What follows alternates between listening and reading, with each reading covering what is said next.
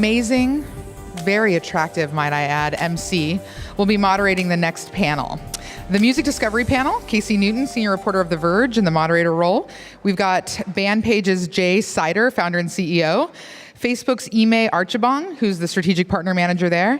Tom Conrad, the CTO and EVP of product at Pandora. And Alexander Ljung, founder and CEO of SoundCloud. Come on up, guys.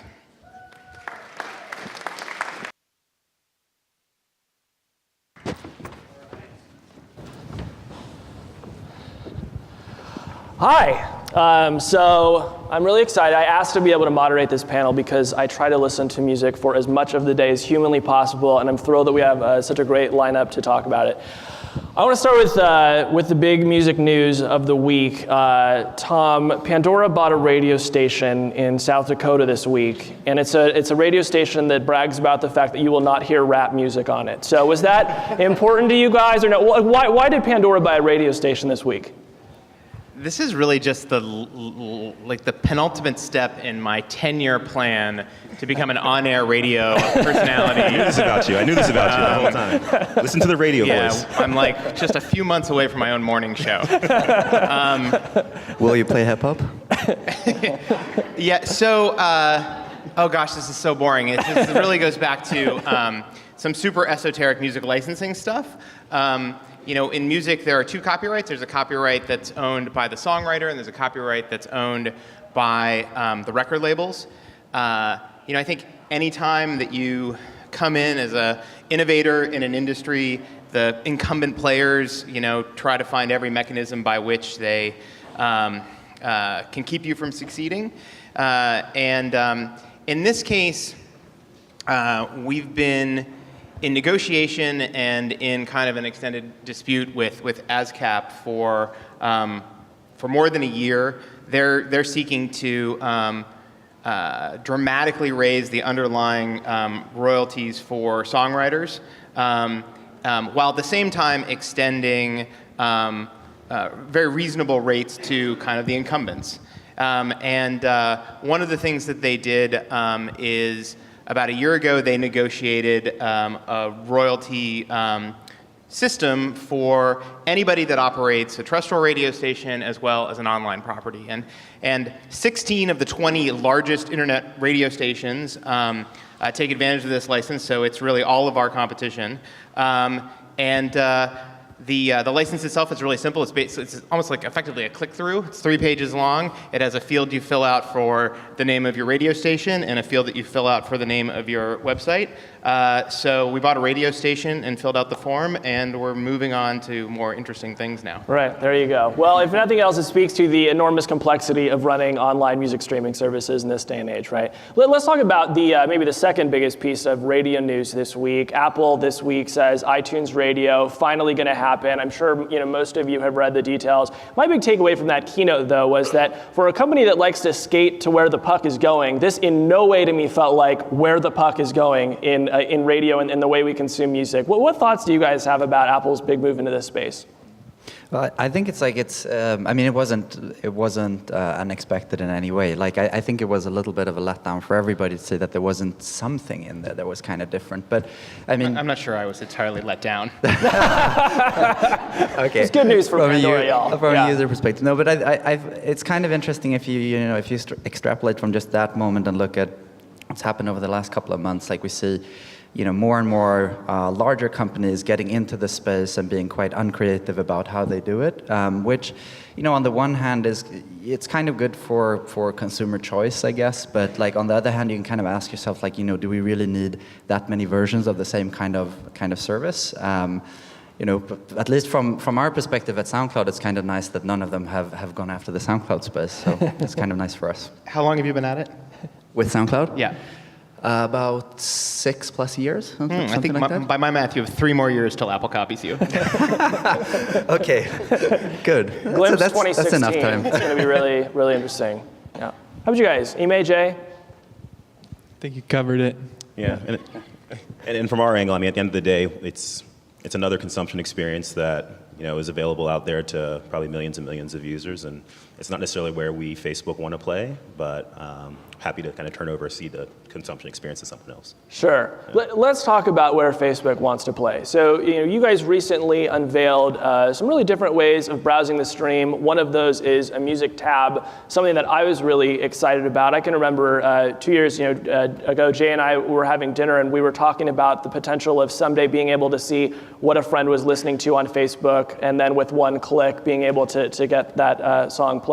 That's now happening, although increasingly I'm not really seeing that in the music tab itself. Like when the music tab launched, I thought this is going to be a great source of discovery for me, and yet I find that when I click there, it's like kind of Usher's social media team showing me his upcoming television appearances. Wait a minute, that's not actually Usher? I don't know, that'd be a big story. No, it really looks like Usher, but like I guess what I'm saying is I don't feel like artists have leaped into my music tab to tell me about new music that they're working on, or say, hey, check out this new song that I just recorded. So I'm really curious to hear from you, Ime, like where you think the music tab is now, and where you hope it is 6 months from now. Yeah, and it's a good point. I think there's two lenses that I put on how Facebook can help with kind of the social music discovery piece. There's the push model, which Facebook has done fantastic for a number of years.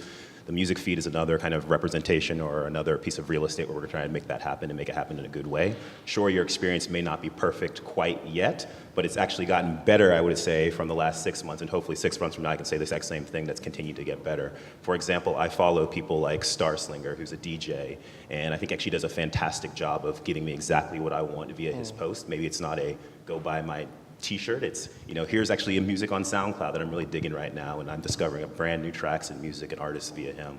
The other model that I think that Facebook is particularly keen on and we're making headroads into is kind of the pull model, and I heard people talking about push versus pull a little bit earlier today. But you've seen things like the profile and timeline rollout and the work we've done there to make sure that music has a nice home on people's identity online. It's something that we've been focused heavily on. Graph search is another thing. You got to imagine at some point people will be able to search, friends that are listening to songs that single girls near me are listening to. Exactly, right?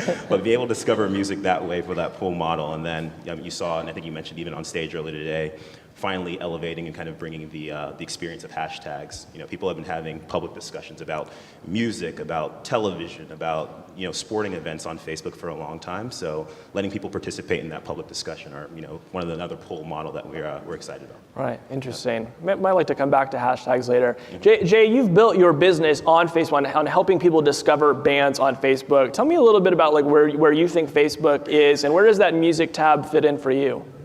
So, I mean, that's certainly where we started, and then over the last year, we're now, powering sponsored concert listings on Pandora, and many different platforms as well, musicians' websites and stuff. And so, when we think about, how kind of where fans are and how music is social, we're thinking they're all around the internet. One of the biggest issues for musicians is that their fans are on all of these different places. The physical world, where we used to distribute music to record stores and tickets to box offices, they need to distribute that to a town near you. But now that's gone, and now we have these different towns kind of online. And that's the way we see it, where a musician puts in their, photos, videos, bios, shows into BandPage, and then we send it out to these different endpoints. And so Facebook has been, a great spot where there's a billion people that are, interacting there, but there are hundreds of millions of, and billions of people, kind of across the internet that they're interacting with and sharing that information. Right. All right.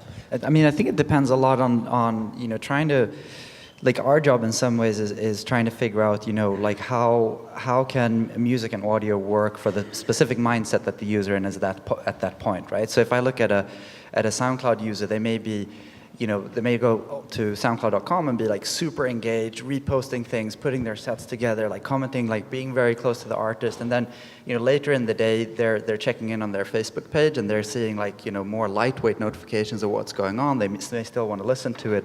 Maybe they want to dive into their band page and see sort of what's going on. But they kind of like users have different levels of, intent to engage, and there's just kind of like different platforms for that. And I think part of what all of us need to do is just make sure that that they can have the depth that they want at the right point, no matter what URL they're on as well. That's interesting. Well, and you guys certainly have done an amazing job of just sort of building out this audio infrastructure throughout the web, right? Like I saw SoundCloud embedded on web pages long before I ever visited SoundCloud.com. Yeah. But it also feels like you guys are trying to morph into a destination on your own right. Like how big of a priority is it to you that I'm visiting SoundCloud.com all the time? I mean, I think like it's an interesting question because we've never thought so much about this idea of being distributed versus being a destination. Like I think both of them, again, it's the same thing. It depends on where the user is at and what they want to do. I mean, if you look at our whole network, like we'll reach over 200 million people every single month. And, you know, some of them want to go deeper and some of them just want a more lightweight touch. Some of them want both. And I really think of it as like, every one of our products, no matter if it's a widget, a deeper integration into a different platform, you know, our own native apps, they all should give a SoundCloud experience, but on different levels, depending on sort of what the context for the user is. Right. All right. Cool. Well, let's take a step back. This is the social discovery conference, and you know, in some of our preliminary talks, I feel like we haven't really come to any agreement about what social means when it comes to music, right? Like I'm sure this is something you guys think about a lot. What are we talking about when we say that music is social? Okay. It is. Now, so I've actually, I'm not sure where this goes, but like recently I've been thinking much more about not what features online are social and how that connects to music, like, oh, commenting on something, is that social?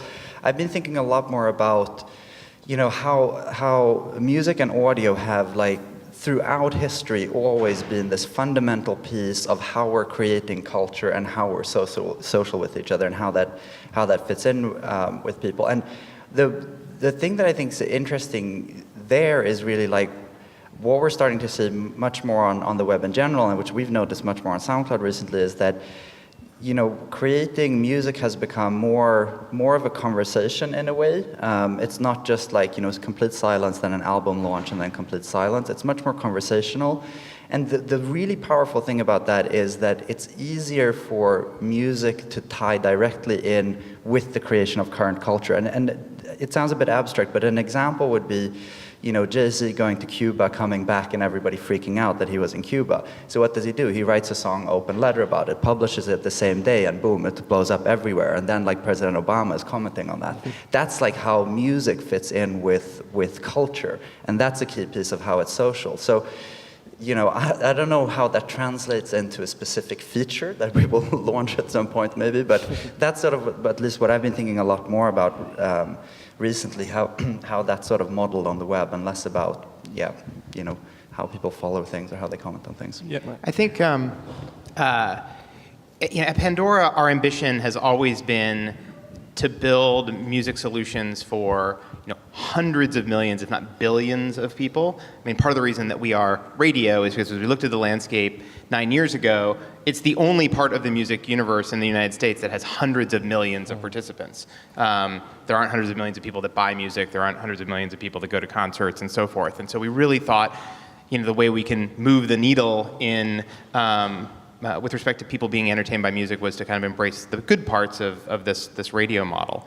And so I think it's really easy as entrepreneurs to fall into that age-old trap of thinking that you're like the mainstream audience. I mean, I love music. I love discovering music. I love talking about music. I mean, there's nothing I like better than like trapping you in front of a stereo and saying, oh, you've got to hear this song. I love like meeting that guy at the record store who knows everything about the new releases and knows about my taste and can recommend things to me that are like kind of push the boundaries. But like, I'm a freak. Like there's no, you know, like that is a tiny little niche.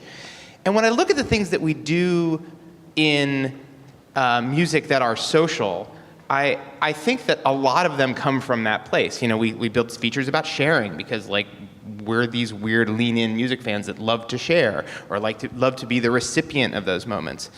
But on the one hand, like I think everybody intuitively agrees that music is social. That doesn't seem controversial. But then when you start to really dig into what does that mean, actually the thing that I just described about like sharing music, that's not a very mainstream thing. I mean, you know, you step outside of this our little immediate circle, and it just doesn't look like what the rest of America, let alone the world, spends a lot of time doing. So we're starting to think about, well, why is music social? Why do we all agree that music is social? Some of it is about it's a big part of popular culture, and so that makes us feel connected. And some of it is about we come together around music listening just constantly, right? I mean, you're in your home, you're with your family, there's music on. You're in your dorm room, there's music on. With your friends, you're at a party, there's music on. You're in a bar, there's music on. You're at the coffee shop, there's music on. You're in the car with your family, there's music on. And that is a social experience of listening to music and consuming it together. And so I'm thinking more and more and more about as Pandora becomes the predominant source of music in lots of these environments, and we all have these devices in our pocket that can interact with those streams in a collaborative way, how can we embrace what feels to me like the really mainstream social thing of music, which is we enjoy it together? Right. Yeah, for us, I mean, it's all about connecting, right? So our mission is to connect the world, make it more open, more social, and honing in on exactly what you said is having those conversations around music really forge connections. So 2 examples or 2 quick stories. This past weekend, I'm at a wedding up in Napa, sitting at a table, don't know anyone in the wedding except for my date and maybe the bride. And sitting with 4 or 5 other people, we literally had 2-hour conversation on what is going to make or break this dance floor right now? What are the wedding jams that they need to play in order to get everyone who we were looking around the room, who were skeptical about them dancing? What's going to make the first wave of older... It's not a 2-hour conversation. That's like a 1-minute conversation. It's easy. Kesha. we took it from Michael Jackson to Prince to Motown. We talked about the set that had to get before you left with the younger folks on the dance floor. But those were folks that I didn't know at all. We spent 2 hours of passionate, fun conversation. It was primarily focused around music. I learned about their love for music. They learned about my love for music, our shared love for music. It was fantastic. This morning I wake up, same thing. Friend on Facebook named Alexa posts, hey, preparing for a wedding this weekend, need to understand what people have on heavy rotation right now in their CD players or their streaming services or on Pandora, whatever it is. I mean, talking 50 comments of just folks being like, this is what I'm listening to, this is what I'm listening to, likes, re-comments, and before you knew, you had a conversation that was happening in my feed this morning as I was literally walking over here saying, this is awesome, this is what social is about, this is what music is about. And I think that's what, Tom, you're talking about, which is, there are a bunch of these kind of super fans that are always in and discovering music. When you hear music discovery, you think of your friend. Everybody in the room has like 3 friends that they go to for music. But, what we really look at is empowering those, your 3 friends to get the music that they're listening to, much easier out to the rest of the people. And I think that's, looking at the tools or the efficiencies that we can create through technology to get that information to you. It's the same thing about shows. When you think about going to a concert, you're not going by yourself. You're going with most people don't go by themselves. Most people go with a couple of their friends. And so showing them when they're looking at a particular show, we show them all their other friends that have RSVP'd to that particular event. It doesn't really matter where on the internet they've RSVP'd. We're able to kind of collect that information, show them a little profile picture of their friends that either RSVP to that event or like that band, so you can share that information with them. And it's just something, a piece of content that we really love to share with each other. Right. So it sounds like music is social to the extent that it's something that we all love to talk about. Yeah, I think we all do, and maybe slightly different from your point. I mean, I think that there's been way too much focus on us music freaks, basically, of like how we want to overshare and overcurate and spend obsessive amount of time on it. But I do think that it's like the same thing that drives that exists in every person, but just on a slightly different level. I mean, it's like people in my family who know nothing about music and spend no time on it. They get really excited when it's like there's a song that they like and they share it with somebody. They're not as sort of vested in it, and they probably need slightly different tools for it. But I think that at the core, that's kind of like human desire of wanting to do that is there with everybody. But we maybe haven't figured out the right tools for everybody to do that yet. Let's talk about the other big piece, which is discovery. I feel like Pandora actually probably does not get enough credit for the discovery that you guys do. I mean, it's been, like the better part of a decade that I've had real normal people, not tech people, not the social media ninjas out in the audience who have said to me, I heard the greatest track on Pandora, I found this band for Pandora. So I mean, this has been something you guys have been doing forever. SoundCloud, you're a newer entrant onto the scene, but I'm now hearing, again, all the time from normals, like, oh, it's an amazing track on SoundCloud. How do you guys are having a lot of success with discovery. How do you both approach it? And how do you differ, do you think? I think, the one thing which, even in the past, when, before we had sort of decent tools for it, part of it has always happened on SoundCloud. And the power of when it happens there is usually that it comes through another person. So I'm a big believer in that, somebody can recommend a song to me and I'll have a very different response to it. Based on, if it just pops up for me versus if it's somebody who comes and says, hey, check this out, because I heard this yesterday when I met this friend on the street and blah, blah, blah, like that there's some kind of story around it. And I think that's worked really well on SoundCloud. As we've sort of, as we started getting to the point where it was like, holy shit, there's more than 10 hours of sounds uploaded every single minute. There's no way of making sense of all of this stuff. We had to, start creating more features for people to be able to humanly make sense of it through reposting and sets and stuff like that. And, that's been, even just like for me, it's been an amazing way of like discovering new stuff. I mean, I always knew that, I remember this day when we sort of passed the point where it was like, oh my God, there's more stuff on SoundCloud than I can listen to in my entire life. Like I will never be able to hear it all, which was a long time ago. But all of a sudden then it was like, you start finding all of these really amazing things, like really unique stuff, which, and for me, and I know for others, like if you can get some of those unique things with very little friction, it's a magical experience. Right. One of the ways it seems like Pandora is different to me is that algorithms are driving a lot of it, and yet it's an algorithm I actually trust. Like most of the time when people tell me the more you use this, the smarter it gets, I feel like they're lying to me. But like Pandora, it actually works. Yeah, so, I mean, the place we always start from is our goal is to entertain and delight people with music. I mean, there are a lot of people that get beyond high school and college and start to lose their connection to music because they don't have the time to spend on curating and making playlists and listening to all the new things that are coming out and even engaging with friends about what are you listening to. It just becomes harder and harder and harder.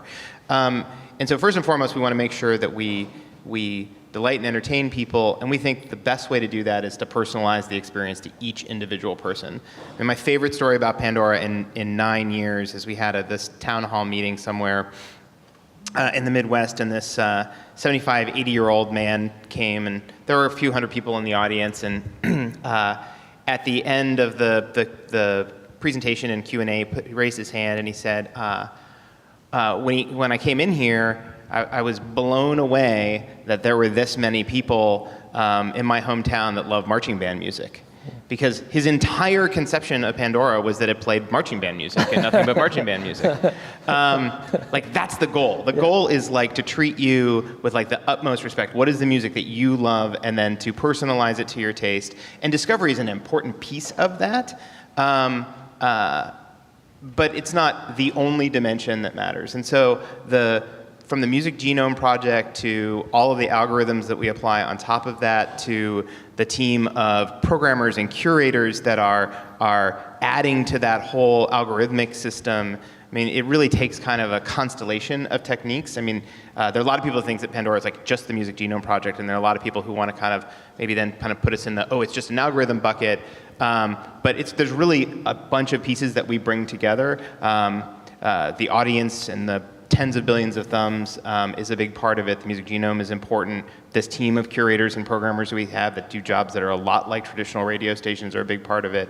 We don't really care about the method. What we care about is just like exactly the right formula for you. Like when you want to sing along, we want to play something you know, and you're like ready for that discovery moment, which is a totally joyful thing when you get it right. Like we want to like hit you with that. Right, and one thing I have noticed though, no matter what station you're playing on Pandora, it always plays Ellie Goulding Lights. So I don't know how that happened. It's true. The best thing about this, hardwired by Tom. So the best thing about this, every single person tells me that, and it's always a different song. Oh really? Okay, yeah. interesting. So So, Interesting. yeah, I mean, here's what that means. That means that she is like right smack dab in the middle of your musical She's right universe. in the center. Yeah. Oh my God, all right, we're already done. This was amazing. Thank you. I would talk to you for another half an hour, but we have to get off the stage. Thank you very much. Give them a round of applause. Thanks, everybody. Thank you, guys.